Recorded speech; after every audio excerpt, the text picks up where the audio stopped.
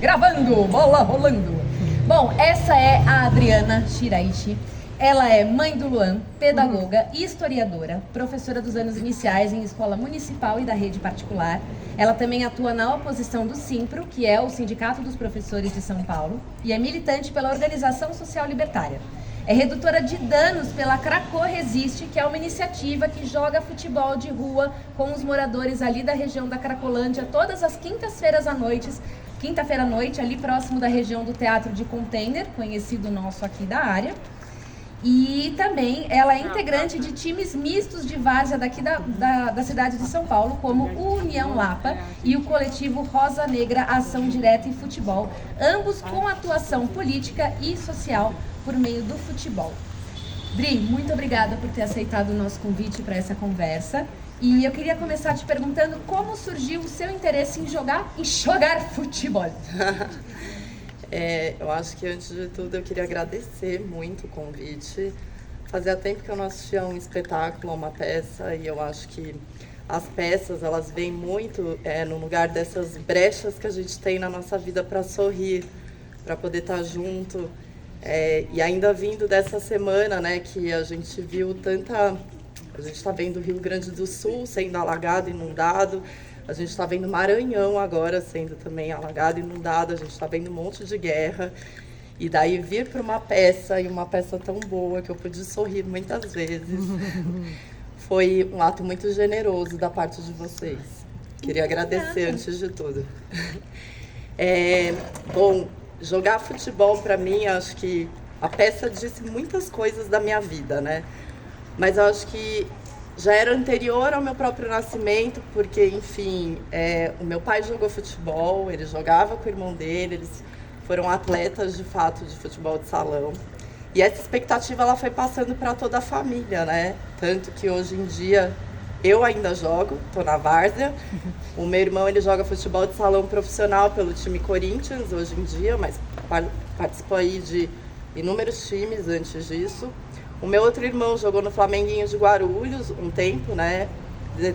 Assim, de certa forma, a várzea também, né? Porque ele jogava Série B e eu acho que é anterior. A bola sempre foi um objeto, assim, muito presente, né? Tanto pela facilidade, porque, enfim, é uma bola, né? Qualquer que seja a bola, você consegue chutar, você consegue jogar. E a gente pôde viver muito espaço da rua. Então a gente jogava na rua, jogava na praça, mais pra frente jogava no clube, mais pra frente em outros lugares. Então acho que, assim, o futebol, ele sempre esteve presente de alguma forma. E a tua família jogando e incentivando que você jogasse junto também? Muito, muito, na verdade, assim, não porque o meu pai defendesse qualquer pauta, tá bom? Mas era muito porque, assim, eu vou jogar futebol, vai eu e os meus filhos todos junto comigo. Era muito mais um rolê, um lugar de família, né? De vamos, todo mundo vai jogar e ponto. E no fim das contas, a gente jogava muito bem. E ela joga muito bem, gente. A gente jogava muito bem e a gente acabava ficando, né? De certa forma, isso foi um privilégio na minha vida, né? De poder disputar esses espaços de uma maneira mais igual, né? Porque eu conseguia, ali naqueles limites dos campos, das ruas, enfim, eu conseguia ganhar algum destaque e permanecer, o que não acontece com muitas pessoas, né? Enfim, acho que é isso. Enfim, vai perguntando. E por que a várzea especificamente, Dri? Porque, assim, você falou, né? Você tem irmãos que jogam salão. Por que você escolheu estar hoje em dia, principalmente, na várzea? É muito louco, porque, assim, na verdade, foi um processo invertido, né? Quando a gente está na cidade, no mundo, enfim, a gente está no território, os lugares também vão um pouco escolhendo a gente, né? Eu comecei ali na rua, enfim, no futebol de salão. E mais atualmente eu vinha jogando muito futebol de salão, porque, inclusive, se vocês puderem observar pela quantidade de pessoas que podem estar presentes na quadra, pela disponibilidade de locais, pelo próprio custo da locação, eu vejo muito mais mulheres jogando o futebol de salão. Eu posso estar enganada, mas é, assim, um dado do meu dia a dia. E eu tenho jogado muito mais futebol de salão, inclusive num time que se chamava que se chama Canela de Mina, que recentemente eu tive que largar um pouco. Mas eu comecei a jogar em um time chamado Rosa Negra. Como começou tudo isso? Foi numa quadra, eu participava de um movimento que era um movimento bom de bola. Era um grupo de pessoas que se reuniam na Lapa para disputar o espaço público de uma escola pública para que o lazer pudesse haver lazer no final de semana numa quadra que estava ali disponível. Um dos jogos foi contra o Rosa Negra, Ação Direta Futebol, que hoje enfim, um rolê que eu integro.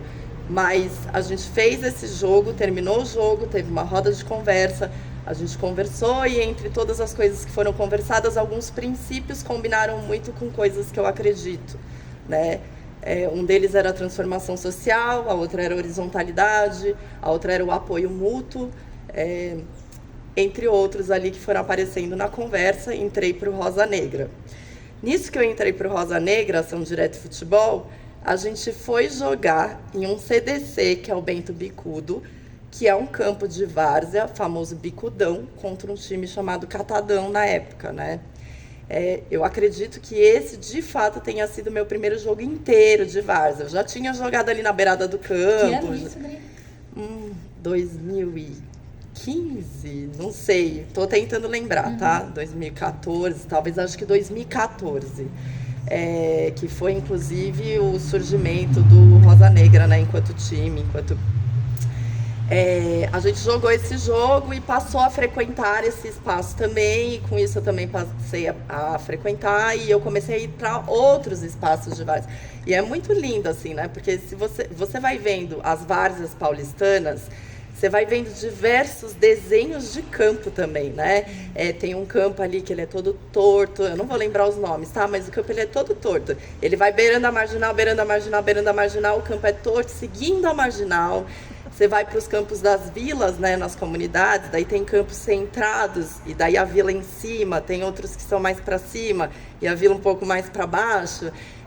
E daí você vai se apaixonando por estar em todos os espaços da cidade, né?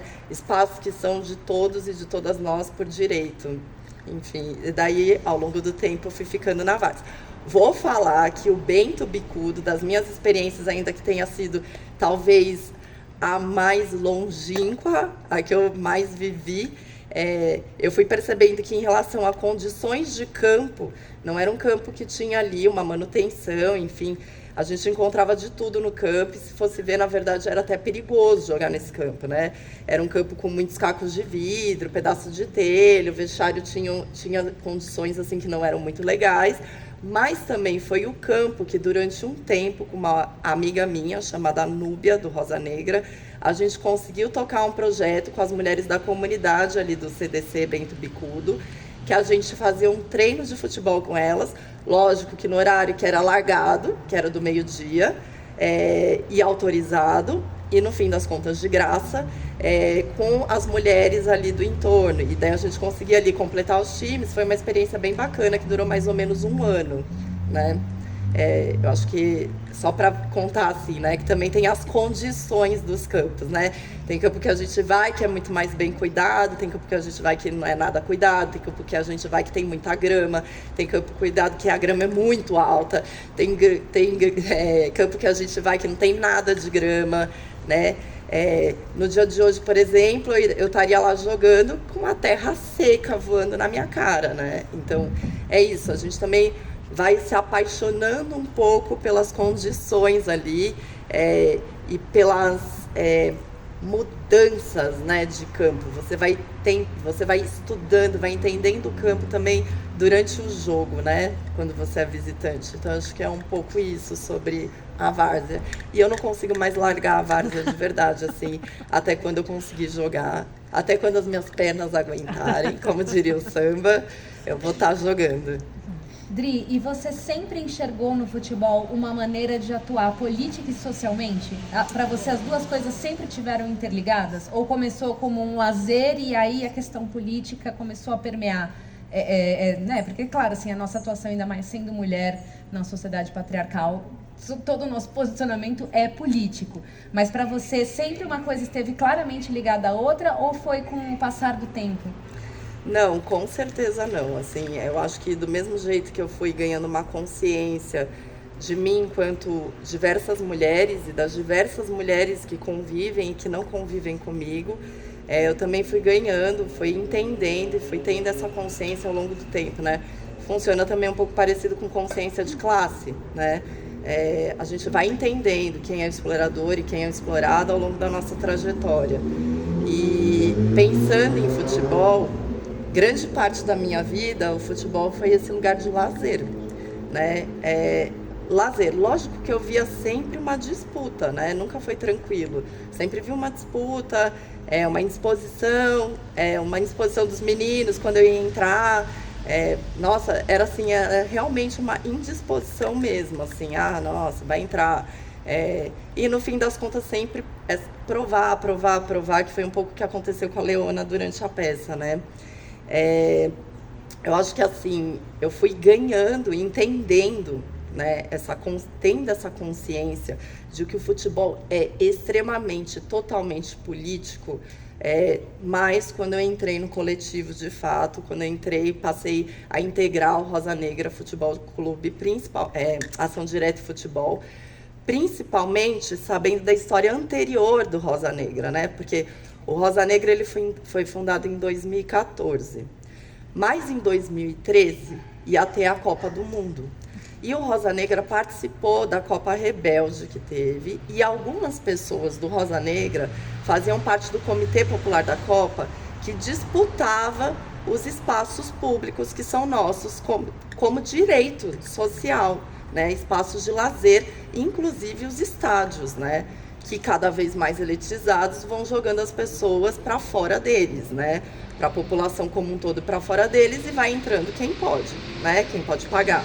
Sempre desse jeito, e enfim, a gente conversa mais pra frente nesse rolê que a gente chama de capitalismo, e que na verdade a gente deveria pensar em uma outra forma, porque já se foi comprovado que o capitalismo não funciona, né? E essa nova forma a gente pode também ir pensando junto aí nos coletivos, nas transformações, nos movimentos sociais, né? Enfim. Perfeito. Não, e também queria te perguntar, você falou bastante do Rosa Negra e hoje, inclusive, agradecendo mais uma vez porque você abriu mão de estar jogando pelo União Lapa, que a gente sabe que a peça aconteceu no mesmo horário que o time costuma jogar. Falar que o União Lapa é um time de 1910. Então ele foi fundado nessa época, ele ficou décadas desativado, e eu queria saber como é que foi essa retomada do União, do time, juntamente com o movimento que aconteceu ali no campo do Santa Marina. Você estava nessa retomada do União, como é que se deu? Uhum. O União Lapa, ele é posterior ao Rosa Negra, né? Por isso que eu ainda não tinha falado dele, porque eu morro de amores pelo União Lapa. O União Lapa é o União Lapa Futebol Clube, né? Porque ele veio muito dentro daquele contexto em que tinham os times de futebol das indústrias, né? E os jogadores eram das indústrias, enfim, aconteciam os campeonatos, enfim. E um dos jogos principais do União Lapa foi lá em 1910 contra o Corinthians. E o União Lapa ganhou do Corinthians em 1910. A gente reviveu esse momento jogando contra o CDC, contra a Democracia Corintiana. A gente também ganhou da Democracia Corintiana em 2000 vou tentar lembrar, tá? Eu sou meio ruim com as datas assim mais recentes. E o resgate do União Lapa veio muito no sentido da gente resgatar mais do que o próprio futebol, e esse futebol dos trabalhadores e das trabalhadoras, mas também fazer um resgate histórico, né, dessa memória, da memória dos times, da memória desse futebol de subúrbio, né, que está dentro desse contexto de indústria. Perfeito. E aí, como que se deu essa... Só uma coisa. Diga. E o União Lapa, ele surge diretamente, assim, de cara como futebol misto, assim, era uma das premissas, assim, desse nascimento do time. A primeira reunião do União Lapa eu não estava, foi uma reunião entre amigos, e nessa reunião tinha uma pessoa que estava mais à frente disso, muito interessada, inclusive, nesse percurso histórico. Então, se vocês entrarem no Facebook do União Lapa, vocês vão ver algumas coisas que foram resgatadas, históricas do time, né?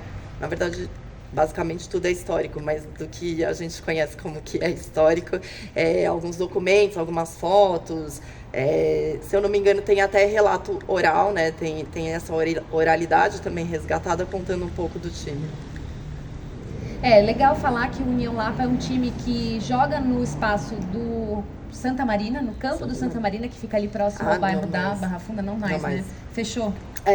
O Santa Marina entrou numa disputa, inclusive nessa disputa imobiliária, né? Tá sendo construído um metrô lá, enfim, e ainda tá num trâmite ali judicial em relação ao clube. A gente se mudou pro campo do Aliança, que fica na Marambaia, Casa Verde. A gente joga todo sábado às 14 horas nesse campo. E o interessante de falar desse campo é que esse campo, de todos os campos lá, tem 6 campos. Só que consideram que tem 5. Porque esse 6º campo, que é o da Aliança, quem dá a lida desse campo é uma mulher que se chama Soraya, né? Então, de certa maneira, ela vai sendo rechaçada ali pelo grupo dos outros 5 homens que vão deslocando e vão colocando esse campo como de um lugar até inexistente. Então, no fim das contas, a gente saiu de um campo que estava nessa luta e a gente foi propositalmente para um campo também que a gente pudesse batalhar ali com uma mulher pelo espaço dela, para além do nosso, pelo espaço das mulheres, em relação também às lidas de campo no futebol. Me corrija se eu estiver errada. Vale lembrar que o Santa Marina, ele teve essa tentativa, inclusive, de que fosse tombado, né? Para que conseguisse se preservar o campo onde as pessoas jogavam, mas o máximo que o coletivo conseguiu foi tombar o espaço dos troféus. Foi então, sim. O que restou do Santa Marina, que é um espaço histórico da cidade de São Paulo, onde um time começou a jogar bola em 1910, junto com o Corinthians. A única coisa que restou é um espacinho de poucos metros quadrados, onde estão os antigos troféus do time. Então, assim, é legal a gente falar para vocês entenderem também esse contexto de como que a gente concebeu esse espetáculo muito próximo a essa realidade, né? E é muito louco porque o Santa Marina ali, se vocês, nesse resgate histórico, né?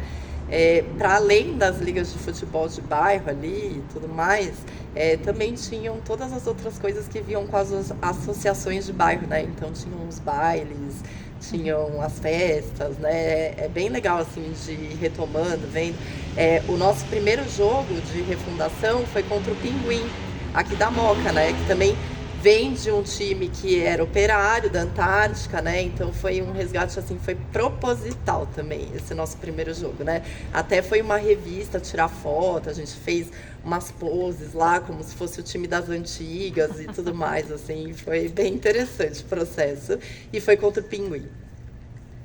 Dri, queria falar também um pouco, retomando o Rosa Negra, do mini documentário que inclusive está disponível no YouTube. Depois a gente vai colocar no bio da 2ml, no nosso Instagram, que é o Da Várzea ao Centro por uma Outra Parentalidade, que é um mini documentário belíssimo de 17 minutos que fala sobre o espaço das mães que jogam várzea.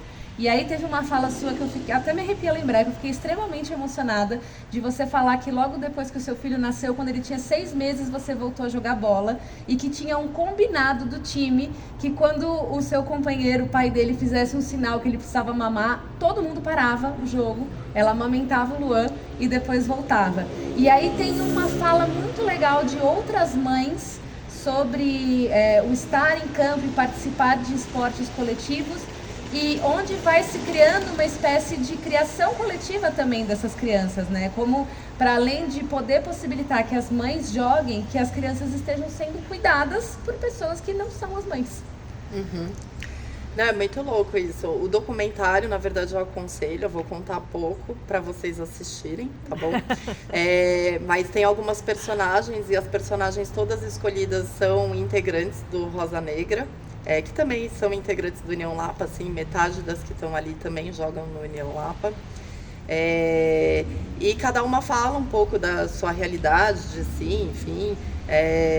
Várias partes que foram cortadas, assim, e isso foi bem pós a abertura da pandemia, né? Abril, daí a gente foi gravar. E a gente foi gravar lá no CDC Júlio Botelho, lá na Penha, que é um dos campos que também a gente frequenta, é mando de um time amigo nosso, do Catadão. A gente foi gravar nesse campo E eu lembro, assim, que eu pude gravar com meu filho, né? E a parte que me toca e que eu fiquei muito feliz de poder compartilhar esse espaço com ele. Lógico que super intimidado, né? Porque, enfim, câmera, refletor, etc e tal. E acho que o Luan, na abertura ali do pós-pandemia, ele estava com 14 anos, né? E a gente também super assustado, sair na rua pela primeira vez. Foi nossa primeira saída na gravação. A gente vai contando um pouquinho, né? Do compartilhar o espaço. Eu vivi menos, né? Isso do poder compartilhar, contar com as pessoas que estão ao redor. Eu consegui, nesse time que eu jogava, que era o Açaí, eu consegui esse espaço de poder amamentar o meu filho. Na época, por sorte, por companheirismo, inclusive o pai dele, que hoje eu sou separada dele, mas enfim, naquela época o pai dele, ele estava ali, levava o Luan no jogo, levava o Luan na faculdade, que eu também amamentava o Luan na faculdade de pedagogia, e a gente ia fazendo um pouco isso, esse compartilhar de espaço mais entre a gente. Mas hoje em dia a gente tem até comissão de cuidado das crianças nos times. Quando a gente vai fazer algum evento, alguma coisa, a gente sempre pensa no espaço ali para as crianças, né? No espaço que a mãe possa, de fato, ou preferencialmente que a mãe possa jogar, possa fazer outra coisa para além de ser mãe, né? Porque a gente muitas coisas, a gente não é só mãe, e é muito louco, porque é muito difícil, principalmente para os caras entenderem, acho que para a sociedade como um todo, mas para os caras principalmente entenderem que a gente não é só mãe.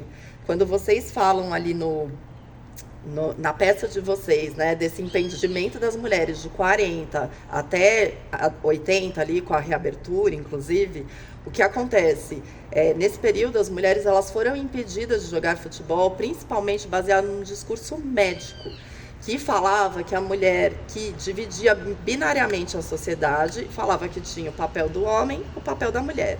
E o papel da mulher era o papel da reprodutora, daquela que ia cuidar da casa, que ia cuidar dos filhos e que ia carregar os filhos na barriga.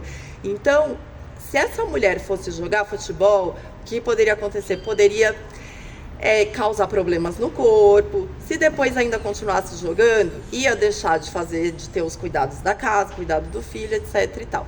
Ainda hoje, muita gente pensa assim, ainda hoje muita gente que convive, inclusive, nesses espaços que são mais libertários, que eu tenho o privilégio, na verdade, de poder frequentar, ainda pensam assim, quando, por exemplo, deixam alguém de fora de uma partida, não pensa nesse espaço coletivo das crianças, não pensa que essa mulher vai ter outras coisas para fazer, vai ter um primeiro, segundo, terceiro tempo das coisas, né? Porque o jogo ele não dura só 2 tempos para as mulheres, ele tem sempre a prorrogação, né? Colocando ali bem, e tem a cobrança de pênalti depois ainda, então só pensando assim um pouco em todo esse processo pensado nas mulheres socialmente, né? Uhum. É legal também falar que a Giovana Capucin, que é uma das entrevistadas, a gente leu a tese dela para se inspirar. Ela tem inclusive está disponível no nosso site. A gente tem no site da 2ml uma página que é para se inspirar do Catimba, falando um pouco sobre esse processo criativo, e ela tem uma tese que chama Mulheres Impedidas, que fala justamente sobre isso que a Adri comentou, que foi esse período de proibição. Era lei, assim, não podia mulher jogar a bola, né? E até hoje a gente vive os efeitos disso, como você mesma está falando. E é um trabalho de formiguinha, né, Adri? De você mostrar para as pessoas o espaço o espaço da mulher, 2, o espaço da mãe, da criança, né? Outra coisa que a gente também, na 2ml, batalha muito por isso, porque a gente, além do Catimba, também tem espetáculos que são para a primeira infância. Então, às vezes, a gente percebe o quanto uma pessoa sair com o bebê de casa, ela já se sente inadequada, assim. Fala, ai meu Deus, lá vem a criança que vai chorar. Então, é uma batalha diária. E que daí, citando a Bell Hooks, só para aproveitar, né? Esse cuidado com as crianças é um cuidado que deve ser compartilhado do começo ao fim, né? Quem foi separando a gente em caixinhas, em cada família, o que é família, né? Vamos pensar, essa parte não é da Bell Hooks, tá? Eu tô trazendo pra gente pensar assim, o que é família, né? Então, os espaços são compartilhados. Para mim é esquisito a gente ver uma criança na rua e achar que tá tudo bem, né? Só pra gente pensar um pouco. Dri, e aí pegando o gancho, queria que você falasse um pouquinho sobre o Cracô Resiste, que é esse movimento que promove às quintas-feiras o futebol de rua com as pessoas que moram na região da Cracolândia. Se existem, como que as pessoas podem participar, como que elas podem contribuir com esse projeto do Cracô, que é uma medida de redução de danos, isso que é muito legal falar assim, sabe-se que o mínimo que você pode oferecer para aquelas pessoas é um pouco de dignidade, olhar e falar, olha, eu sei que você é um ser humano, então estou aqui para trocar com você, que seja através do esporte. Então, essa medida de redução de danos, vocês estão abertos à participação de outras pessoas? Recebem algum tipo de contribuição? Como é que funciona? Tá, a gente tem a Cracô Resiste, né, que é um movimento ali autônomo, horizontal, social, que foi fundado em 2016, eu faço parte da Cracô Resiste, e tem os dois times, né, União Lapa e o Rosa Negra. O União Lapa e o Rosa Negra, independentemente da Cracô Resiste, mas junto com a Cracô Resiste, fazem essa atividade às quintas-feiras do futebol, né? Eu participo todas as quintas-feiras, assim, salvo muita exceção, eu não tô lá, mas eu sempre tô lá às quintas-feiras. A gente se encontra às 19 horas no Bar da Nice, que virou nosso ponto de encontro, e umas 19h30 a gente sai para jogar no Fluxo, né? O Renato, que é um dos nossos grandes amigos, né?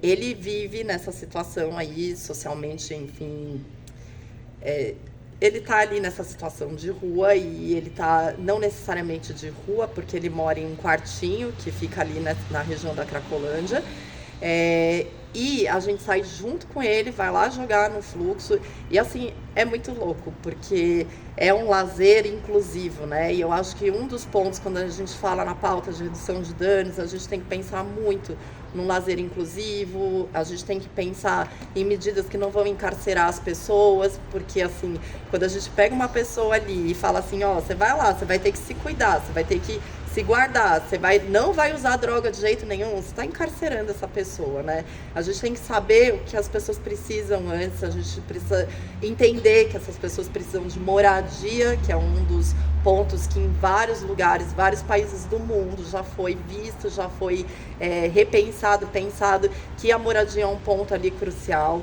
A questão do vínculo social, né, que é um vínculo ali que está muito frágil com qualquer pessoa, enfim, consigo mesmo, né?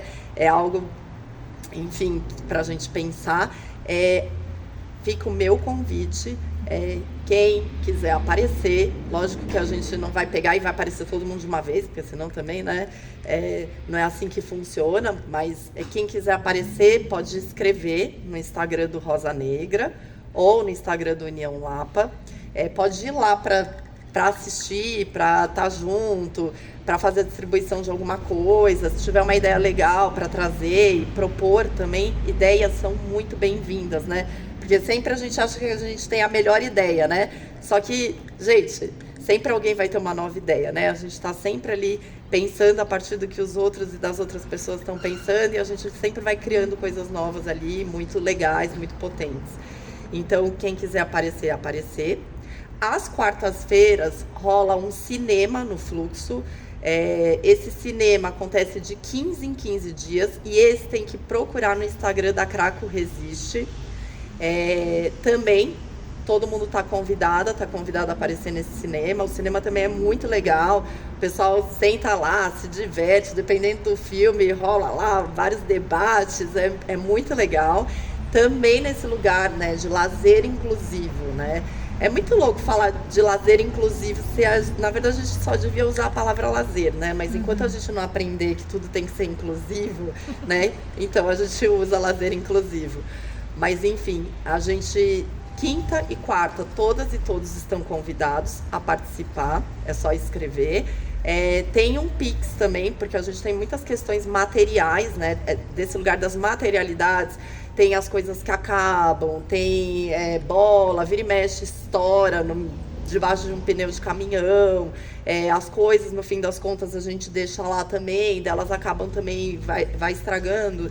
Tem a parte de limpeza, a parte de levar coisa para machucado, água, enfim, tem alguns gastos. A gente não consegue arrecadar, assim, vou ser sincera, quase nada, porque são coletivos autônomos e vocês sabem como é que funcionam coletivos autônomos, assim, vai pingar alguma coisa, né? E daí essa coisa a gente vai usar e a gente mostra, inclusive, para que tá usando.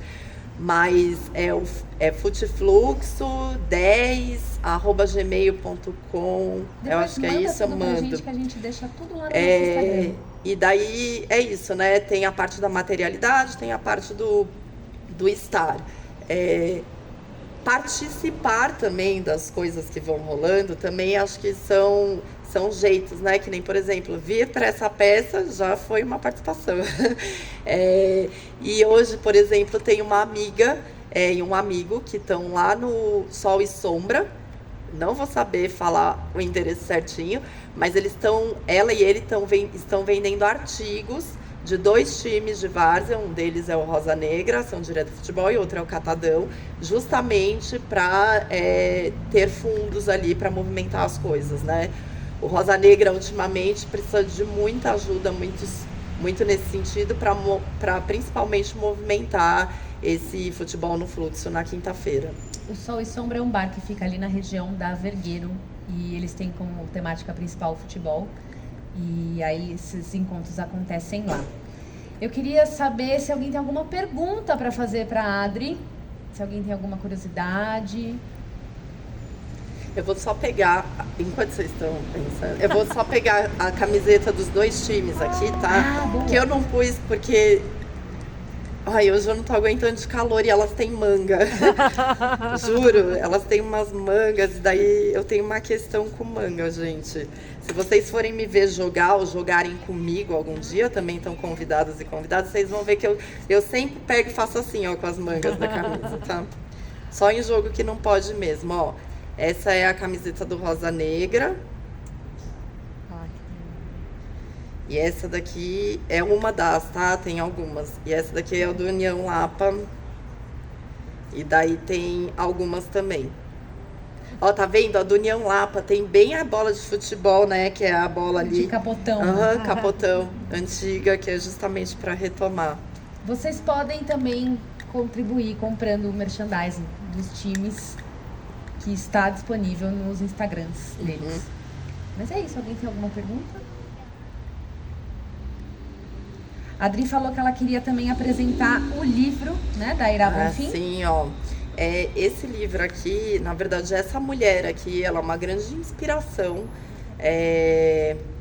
Enquanto mulher, enquanto pesquisadora, enquanto alguém que está no futebol, enquanto alguém que luta pelos lugares na várzea paulistana. Ela se chama Aira Bonfim, é uma amiga, uma querida, escreve maravilhosamente bem. Já esteve à frente da direção do Museu do Futebol também. Já esteve, inclusive tem uma parte inteira ali, né, do Museu de Futebol, que vai ali alternando com a parte dos homens, algumas partes ali das mulheres, né? O que se pôde resgatar, o que se tinha de memória fotográfica. Esse daqui é um livro, é um estudo do futebol de mulheres, feito pela Aira, e daí ela conta, assim, muita coisa, inclusive eu acho que ela cita a Giovana, que a Ju falou, ela cita aqui no livro também, então vale super a pena. Estava sendo vendido em todas as livrarias, tá? Eu vi ontem, acho que foi na Martins Fontes, eu estava passando assim, tinha esse livro, está sendo super vendido. E o outro, que é um livro que a gente escreveu um pós-fácil, né, que também é de uma editora autônoma, que é sobre influência, que é esse daqui, Rostos Cobertos, Corações à Mostra, né? O nosso amigo, o Mikael, ele fez um apanhado com algumas cartas ali do subcomandante Marcos, do Exército Zapatista de Libertação Nacional, e daí, inclusive, uma delas é eles conversando com uma pessoa do Inter de Milão. E, enfim, e daí a gente escreveu o pós-fácil desse livro aqui, a gente fala um pouco, principalmente, de como foram surgindo aí alguns times desses libertários, enfim, não vou estender, mas esse livro também, a capa foi feita por uma mulher maravilhosa também, e esse livro também tá à venda, enfim, tá aqui. É isso, gente. Ninguém quer perguntar nada? Tem certeza? Agora é a hora. Eu falo pra Xuxa. Diga, Tati. Diga a pessoa desconhecida que a gente nunca viu na vida. Vê aqui espontaneamente prestigiar esse espetáculo. Eu queria saber, dentro aí da sua vivência, qual que é o perfil dessas mães que jogam futebol e quem é o perfil das pessoas que cuidam das crianças enquanto elas estão jogando futebol. Tati, eu vou chegar pertinho de você para você repetir a pergunta para pegar na nossa gravação. Queria saber qual que é, dentro aí da sua vivência, né, qual que é o perfil dessas mães que jogam futebol e qual que é o perfil dessas pessoas que cuidam das crianças dessas mães enquanto elas jogam futebol. O perfil tem assim, muito variado. Mulher negra periférica, mulher branca periférica, mulher que está mais em regiões que tem os acessos, branca, mulher que tem em regiões de mais acessos, negra, e as pessoas que cuidam também são as mais, assim, eu não consigo te dizer ponto a ponto, mas elas são as mais diferentes possíveis, assim, desde o menino da periferia que tem, sei lá, 16 anos, até uma senhora que vive na periferia com seus 50 e poucos. É isso. Eu acho que tem uma variedade assim muito grande, mas também foi um lugar muito de aprender, tá? Assim, nem tudo funciona bem o tempo todo, porque senão também a gente vai traçando um lugar assim das mil maravilhas, né? E não, eu acho que assim, socialmente a gente tem que aprender muito, mas assim, o primeiro passo é você estar ali, observar, estar perto das crianças, para as crianças virem também se aproximando, né? Porque também não dá para do nada um tio, uma tia chegar e falar assim, vem aqui que eu vou cuidar de você, porque vínculo não funciona assim, né? Então, cuidar de ter um espaço e também cuidar com que as pessoas possam se aproximar e estar juntos. Eu acho que você estar em um ambiente que você pode contar, que todo mundo te apoia, que todo mundo tá junto, que você se sente feliz, né, nesse lugar, eu acho que é um lugar que essas pessoas vão se aproximar necessariamente e que vai acontecer de um jeito legal, assim. Mas tem, assim, nos dois times que eu jogo, tem de ponta a ponta, assim, né? Não tem, eu não consigo falar assim, é só.